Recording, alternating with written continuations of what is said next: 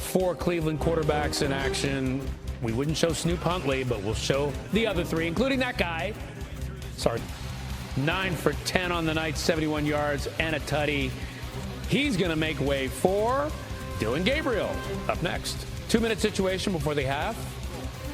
Gabriel to Gage Larvadan. Coolest name in the game at the first down. So he'd make way for Shedeur Sanders. Playing in Cleveland for the first time as a quarterback for the Browns. Fans like, ooh, so excited, yay. Post-game, check out this question. I feel like you belong here on this team. Obviously. I think overall as a player, I feel like I put in the work. I feel like everything I do, I try to do it to my best, and that's all I ask for. So I feel like everybody feels like, they should be on the team. And if you ask anybody on the team, would they feel like they belong, in their own eyes. So I feel like I do, but I'm my own player. I think about myself in a high regard, of course. So it's not my decision. We welcome in Herm Edwards to break it all down. Okay, so Herm got a crowded quarterback room over there in Cleveland. You got Joe Flacco as the Week 1 starter. Now with the preseason wrapped, how should their quarterback depth chart shake out? Well, Joe Flacco is the starter. We know that right away. I mean, his experience, they're going to try to get off to a fast start with Joe Flacco. And if you watch him in the preseason, it looks like Joe Flacco. Look, he's played a lot of football. He gets the ball out of his hand very quickly. You can see it right now. He's very accurate. But the thing I worry about with Joe Flacco is this. He can't move anymore. He's 40 years old. That could be a problem. Preseason games he's played in, he's been accurate. He scans the field. He gets rid of the ball very quickly. Shedeur all of a sudden has become a quarterback that's trying to make the big play and is hanging on to the ball too long. He took some bad sacks in this game, and all of a sudden, 2 weeks in a row now, he looks like a quarterback that doesn't know where to go with the ball. Yeah, that was part of the knock on him in Colorado. He tried to do too much and hang on to the ball too long, and he was showing that in the last preseason game. All right, so Flacco's the starter for Week 1. Herm, hang tight. Help us break down another quarterback situation over there in New Orleans. It was the final call for someone to separate themselves in the ground. That drive would also lead to a field goal. In 3 drives, Rattler goes 5 of 8, 43 yards. It would then be Tyler Shuck's turn. Third quarter is where he picks up the first down.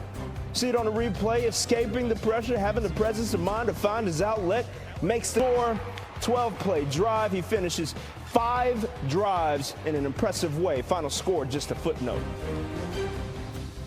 That is because Herm Edwards is back with us to discuss that Saints squad. Quite the conundrum that new head coach Kellen Moore finds himself in. Trying to decide between second-round pick Tyler Shuck and a second-year signal caller in Spencer Rattler, who started 6 games for the Saints last year. What are we to make of this entire quarterback situation, given that both of these cats have received substantial reps in the preseason? Well, I think Kellen Moore, obviously, he played quarterback in the National Football League, but he also coached some good quarterbacks, Jalen Hurts, Prescott, Herbert. So, he has that to look at. Now he has 2 young quarterbacks, one that has been there and one that they drafted. And I think when you look at the preseason right now, coach, Kellen Moore, who does he feel comfortable with? And I think this could be week to week, according to how the quarterback's going to see South. It'll be interesting to see who he starts, and does that guy start for the rest of the year? Yeah, it may not hold for all that long, because to your point, you might as well ride the hot hand, given how the preseason totals of completion percentage, sacks, touchdowns, all of those things are pretty much even between these two. So we'll see if that tough decision shakes out to be one that's permanent. Appreciate it as always, Coach. How about them Cowboys? Brian Schottenheimer says he's going to meet with Micah Parsons about this, appearing to be sleeping on the medical table during the Falcons game Friday. Parsons, of course, has been beefing with Jerry Jones over contract negotiations, hasn't played this preseason. Today on Twitter, Parsons voiced approval for a post stating he was only on the table briefly, adding, "I'd never Last look at their quarterbacks before the regular season. Joe Flacco was already named starter and looked good in his tune-up, completing 9 of 10.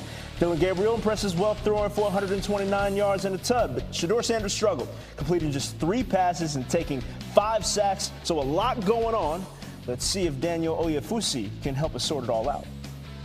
The Browns put a bow on the preseason on Saturday, and now all attention turns to Tuesday's roster cut-down deadline. During the game, GM Andrew Berry said that keeping all 4 quarterbacks, Joe Flacco, Kenny Pickett, Dillon Gabriel, and Shedeur Sanders, is, quote, not much of a decision for us. The Browns have already named Flacco the starter for Week 1, but when asked about naming a backup, Coach Kevin Stefanski said he's just not there yet. Pickett would give the team an experienced number 2, but owner Jimmy Haslam has already said it's important to evaluate Gabriel and Sanders ahead of the 2026 draft, when the Browns have 2 first-round picks. For now, the Browns will move forward with their present in Flacco, while their potential future waits in the background. From Cleveland, Daniel Oyefusi, ESPN. So while Shedeur is busy fighting for a roster spot, Shiloh's evidently just fighting. The Tampa Bay safety got ejected from their preseason tilt against the Bills Saturday after a little skirmish in the second quarter. Buffalo tight end Zach Davidson. There's the punch, and there's the flag. That wound up being a subsequent ejection after. Everybody feels like, they should be on the team. And if you ask anybody on the team, would they feel like they belong, and they own eyes. So I feel like I do, but I'm my own player. I think about myself in a high regard, of course. So it's not my decision. Yeah, I didn't know I was out. Okay. Yeah, I didn't know. I was on the bike. I was powering up. I was powering up for that 2-minute drive because, that's just a situation every quarterback dreams for. That's many situations I've been in before, and I thought I was in. So then he told me I wasn't in, and I was like, okay.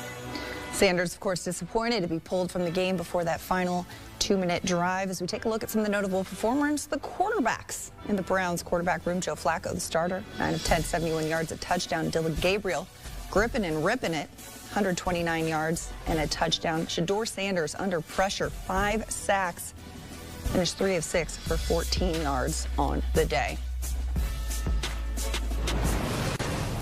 Back here with CBS Sports NFL analyst Emory Hunt. Emory, let's just say this wasn't the best performance we've seen from Shedeur Sanders. It wasn't what he was hoping for. He was sacked not once, not twice, not 3 times, not 4. It was 5 times, 5 sacks. That's a lot of time on the ground for the young quarterback.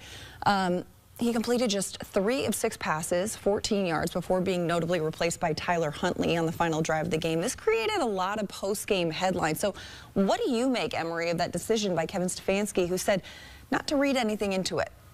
A lot of times with these coaches and coaches like Kevin Stefanski, it's ego over execution, it's plays over players. At the end of the day, you got to give this kid a shot to redeem himself. That's the beauty of being a rookie. You're going to go out there, you're going to struggle, you're going to have some success, you're going to struggle again, but you want to see them come out on the other side. Now, Shedeur had 5 sacks, 5 drives, just was trying to press, trying to impress coaches, the fans, trying to live up to what Dillon Gabriel just put out there on the field. And Kevin Stefanski handled that situation and this whole quarterback competition horribly, because you removed an opportunity for him to redeem himself in that situation, to go